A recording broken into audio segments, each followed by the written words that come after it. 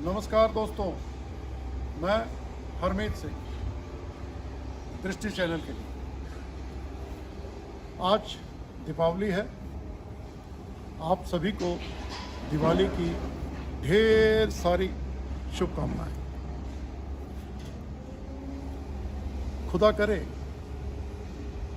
कि आपकी हर दुआ कबूल हो जाए। आपके हाथ उठाने से पहले आपकी हर दुआ कबूल हो जाए। आपके हाथ उठाने से पहले हर मंजिल खुद चल के आपके पास आ जाए। आपके कदम उठाने से पहले मुकम्मल ताबीर हो जाए।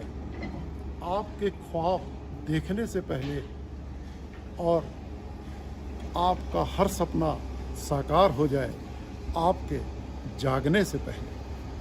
यही हमारी दुआ है आप सभी के लिए। आज मैं आप लोगों के सामने हाजिर हुआ हूँ चाणक्य नीति नंबर 3 लेकर। ये कहती है, यूज योर एनिमीज। अपने दुश्मनों का इस्तेमाल करें।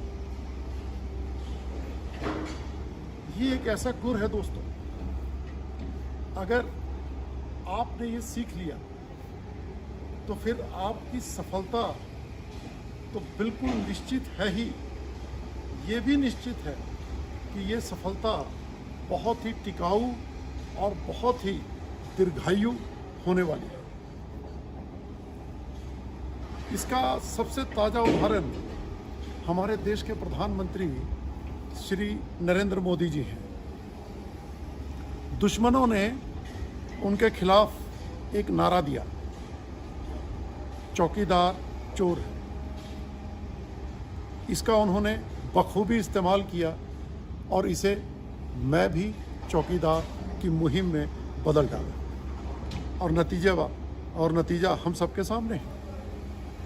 पाकिस्तान नहीं चाहता था कि मोदी जी दोबारा इस देश के प्रधानमंत्री बने, इसलिए उसने पुलवामा किया और मोदी जी ने उसके जवाब में बालाकोट कर दिया और बाजी को पलट कर रख दिया। और अभी चाइना के खिलाफ जो मोदी जी ने किया है वो हम सबके सामने है। तो दोस्तों, ये एक ऐसा गुण है जिसे हम सभी के लिए सीखना बहुत ही ज़रूरी है। हमें कैसे अपने दुश्मनों को एक्सप्लॉइट करना है, ये हमारे लिए बहुत ही ज़रूरी है। अमेरिका में जब सिविल वॉर अपने चरम पर थी तो अमेरिकन प्रेसिडेंट अब्राहम लिंकन आंदोलनकारियों को अपना दोस्त बनाने की कोशिश कर रहे थे। तो उनके कुछ कलीग्स ने कहा कि ये तो हमारे दुश्मन हैं, तो इन्हें तो ख़त्म कर देना चाहिए, क्रश कर देना चाहिए। तो फिर अब्राहम लिंकन ने जवाब दिया था कि क्या जब मैं अपने दुश्मन को अपना दोस्त बना लेता हूँ तो क्या मैं उसे डिस्ट्रॉय नहीं कर देता?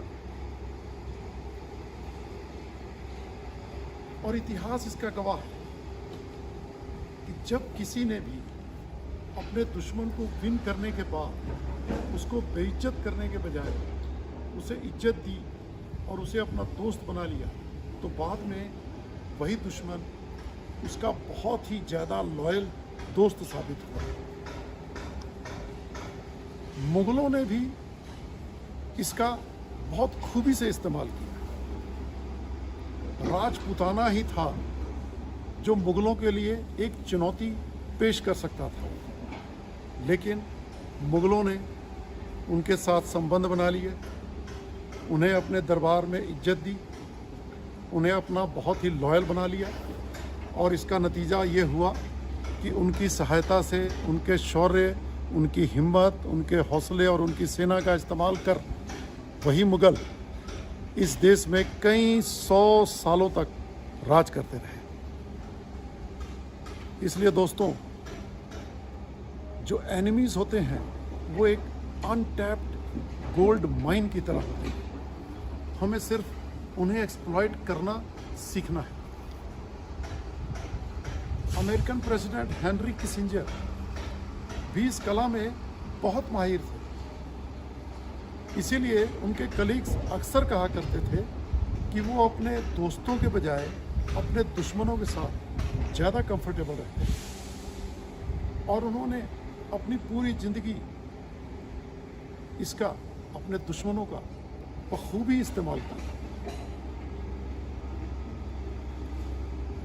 और वैसे भी अगर हम सोचें दोस्तों, तो अगर हमारे आसपास एनिमीज ना हो तो हम बिल्कुल लेज़ी हो जाते हैं, आलसी हो जाते हैं, हमारा पैनापन कहीं खो जाता है, हमारी धार खो जाती है, हमारी सावधानी खो जाती है, हमारा चौकन्नापन खो जाता है। और यही वो चीज़ें हैं, यही वो गुण हैं जो हमारी तरक्की में सहायक होते हैं। अगर आपको कभी मौका मिला हो और आपने जंगल में जानवरों को देखा हो और फिर कभी उन्हीं जानवरों को चिड़ियाघर में देखा हो, तो आपको एक फ़र्क, बहुत बड़ा फ़र्क महसूस हुआ होगा।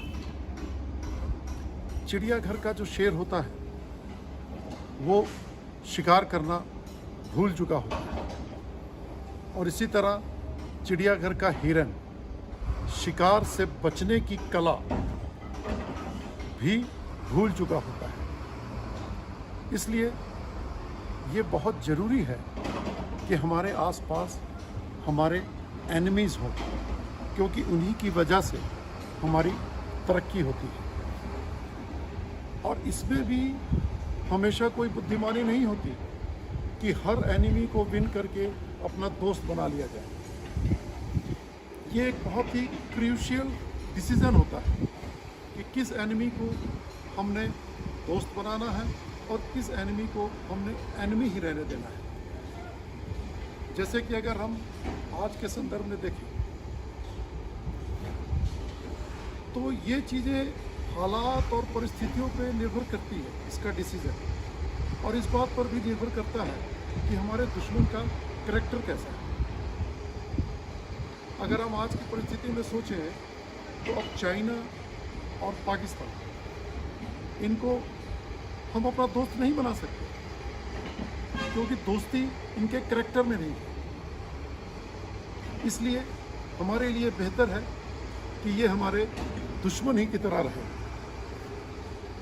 पीस की बातें हमें कमज़ोर करती हैं, जबकि कॉन्फ्लिक्ट हमें ताकतवर बनाता है, हमें चैलेंज करता है, हमारे पोटेंशियल को बाहर लाता है, हमारे अंदर से हमारे बेस्ट को बाहर लाता है। हमारे एक पूर्व प्रधानमंत्री ने चाइना को अपना दोस्त समझने की गलती की थी, तो उसका हमें कितना खामियाजा भुगतना पड़ा हम सभी जानते हैं।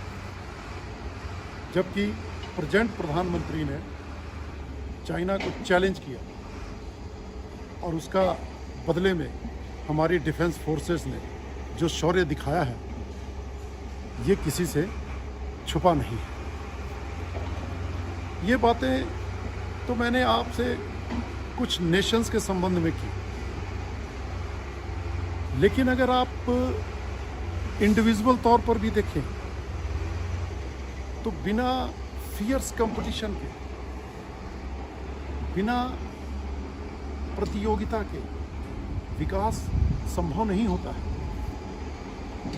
अकेले दौड़कर आप कभी भी विश्व रिकॉर्ड नहीं बना सकते। आप तभी कुछ कारनामा करते हैं जब आपकी पीठ दीवार से सटी होती है और आपको कोई चैलेंज करता है। इसलिए कंपटीशन बहुत ज़रूरी है, एनिमीज़ का प्रेजेंट होना बहुत ज़रूरी है। और दोस्तों याद रखें, हमेशा मूर्ख दोस्त से बुद्धिमान दुश्मन हमेशा अच्छा होता है। हमें सिर्फ ज़रूरत है ये जानने की, हमें ये जानने की ज़रूरत है कि कैसे हम अपने दुश्मनों का इस्तेमाल अपने प्रॉफिट के लिए करें। हमें तलवार को धार से नहीं पकड़ना, बल्कि उसके हैंडल से पकड़ना है, ताकि हम उसे अपने फ़ायदे के लिए इस्तेमाल कर सकें। इसलिए दोस्तों, दुश्मनों से घबराने की ज़रूरत नहीं है, और ना ही अपने आलोचकों से या उन लोगों से जो आपकी राय के साथ इत्तेफाक नहीं रखते, बल्कि इन सभी का आप अपने लिए इस्तेमाल करें। आलोचक आपकी उन कमियों को बताते हैं जिन कमियों को आम तौर पर आपके दोस्त नहीं बताते। उन कमियों को जाने, पहचाने और उन्हें दूर करने की कोशिश करें और अपनी तरक्की करें।